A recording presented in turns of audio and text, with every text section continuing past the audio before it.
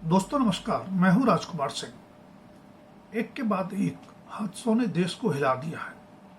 अहमदाबाद में air India के Boeing 787 dream liner के टेक ऑफ के दौरान ही क्रैश हो जाने से 250 से भी ज्यादा लोगों की मौत के बाद केदारनाथ में हेलीकॉप्टर हादसा भी 7 लोगों के लिए जानलेवा साबित हुआ। उसके बाद मुंबई में लोकल ट्रेन से गिरकर 4 लोगों की मौत की खबर आई, तो फिर पुणे में नदी में गिरा पुल भी कई लोगों के लिए अकाल मौत का कारण बन गया। अक्सर सरकारी बसों पर लिखा होता है, सवारी अपने सामान की स्वयं जिम्मेदार है। ज्यादातर पार्किंग स्थलों और उनकी पर्चियों पर भी लिखा रहता है, अपनी जिम्मेदारी पर पार्किंग करें। ऐसे ही तमाम जगह जनता से मनमाना पैसा वसूलने के बावजूद किसी तरह की जिम्मेदारी कोई नहीं लेता। जाहिर है, हमारे देश में न सिर्फ जानलेवा हादसे बल्कि उनकी जिम्मेदारी से मुंह मोड़ने की प्रवृत्ति भी बढ़ रही है। आश्चर्य नहीं होना चाहिए अगर कुछ समय बाद यातायात टिकटों समेत सार्वजनिक स्थलों पर लिखा दिखे, अपनी जान माल की सुरक्षा के लिए जनता स्वयं जिम्मेदार है। यह सच है कि हादसों पर पूर्ण प्रतिबंध की कोई चमत्कारिक व्यवस्था किसी के पास नहीं, लेकिन उनसे सबक लेकर पुनरावृत्ति रोकने की कोशिश तो नजर आनी चाहिए। इतिहास के पन्ने ज्यादा न पलटें तो इस साल भी एक के बाद एक हादसों ने व्यवस्था की काहिली को ही उजागर किया है। महाकुंभ में भगदड़ से मौतों का असली आंकड़ा सरकार जानती है, पर उसके लिए जिम्मेदार लोगों के विरुद्ध किसी ऐसी कार्रवाई की बाबत जनता नहीं जानती जो आयोजनों के व्यवस्थापकों के लिए सबक बन सके। महाकुंभ के दौरान नई दिल्ली रेलवे स्टेशन पर भगदड़ से मौतों के बाद कुछ जरूरी कदम उठाने की बात कही गई, लेकिन देश भर में जारी रेल संबंधी दुर्घटनाएं रेल सुरक्षा की समग्र सोच की कमी को ही उजागर करती हैं। अहमदाबाद में एयर इंडिया विमान हादसे के वास्तविक कारणों का पता शायद ब्लैक बॉक्स आदि की जांच के बाद चल पाए, लेकिन बोइंग 787 ड्रीम लाइनर विमानों की उड़ान से पहले अब अतिरिक्त जांच की व्यवस्था क्या उससे पहले की सुरक्षा व्यवस्था पर ही सवालिया निशान नहीं लगाती? अहमदाबाद हादसे के बाद एयर इंडिया या उसकी सहयोगी विमान कंपनियों की कई उड़ानें रद्द होने अथवा ड्रीम लाइनर की कई उड़ानें तकनीकी खराबी की आशंका से वापस भेजे जाने से न सिर्फ कंपनी बल्कि देश में ही हवाई यात्रा सुरक्षा व्यवस्था पर गंभीर सवाल उठने लगे हैं। क्या अभी तक सब कुछ भगवान भरोसे चल रहा था? केदारनाथ में हेलीकॉप्टर हादसे के बाद पहले उत्तराखंड में 4 धाम यात्रा और अब अमरनाथ यात्रा के लिए भी हेली सर्विस पर रोक क्या यही नहीं बताती कि हमारी व्यवस्था हादसे के बाद ही जागती है? उत्तराखंड में अब हेली सर्विस को लेकर स्टैंडर्ड ऑपरेटिव प्रोसीजर्स यानी एसओपी से लेकर तमाम तरह की व्यवस्था बनाने की बात कही जा रही है, जबकि वह पहला हेलीकॉप्टर हादसा नहीं है।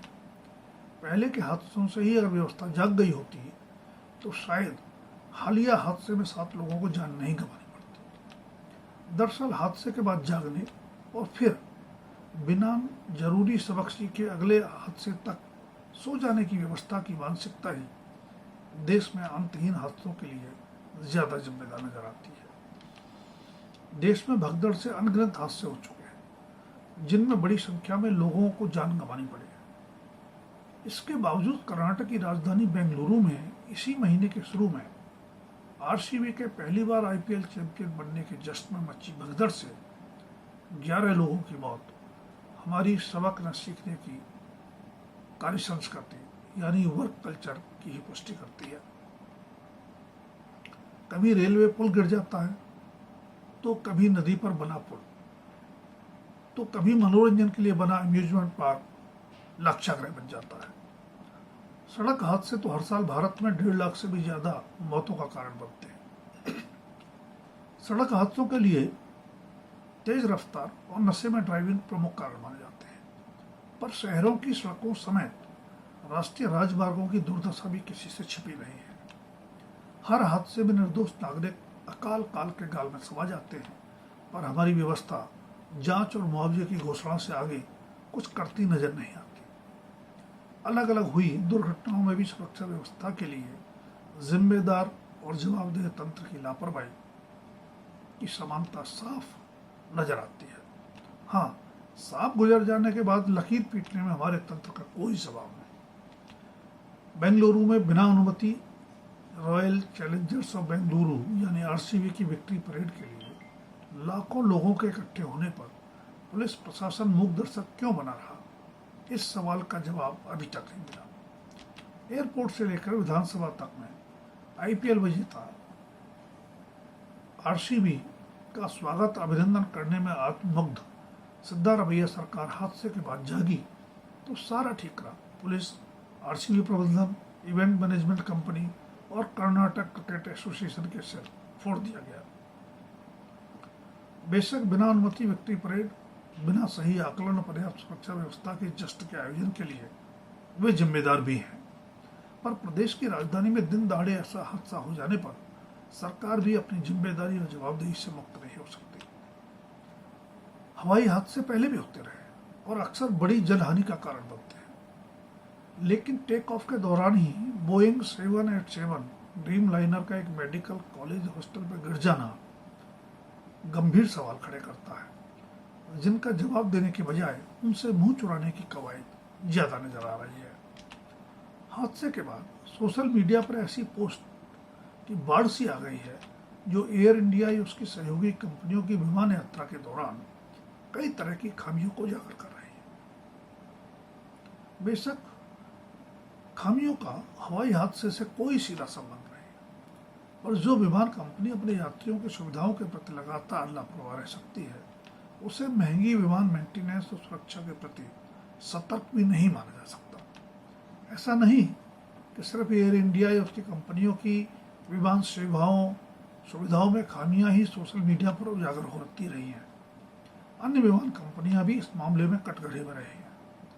अपने हानि लाभ के मद्देनजर कभी भी फ्लाइट कैंसिल कर देने या आपदा काल में भी मनमाना किराया वसूलने जैसी घटनाएं लगातार सुर्खियां बनती रही है। बेशक यह मुनाफा केंद्रित व्यापारिक मॉडल है जो समाज और देश के प्रति अपनी जिम्मेदारी जवाबदेही नहीं समझता। निश्चय ही यह स्वस्थ कारोबारी संस्कृति का परिचायक नहीं है, लेकिन इससे भी ज्यादा चिंताजनक है ऐसी गैर जिम्मेदार और गैर जवाबदेह मुनाफाखोर व्यापार संस्कृति पर हमारी सरकारों का मूक दर्शक बने रहना। जब तक ऊपर से नीचे तक फैली यह गैर जिम्मेदार और गैर जवाबदेह कार्य संस्कृति यानी वर्क कल्चर नहीं बदलता, तमाम तरह के हादसों की पुनरावृत्ति रुकने के आसार भी नजर नहीं आते। दोस्तों, अगर वीडियो पसंद आई तो लाइक, शेयर और सब्सक्राइब अवश्य करें। अपनी राय भी कमेंट बॉक्स में दें। धन्यवाद। अभी के लिए इतना ही। जल्द फिर मिलेंगे किसी नए विषय के साथ।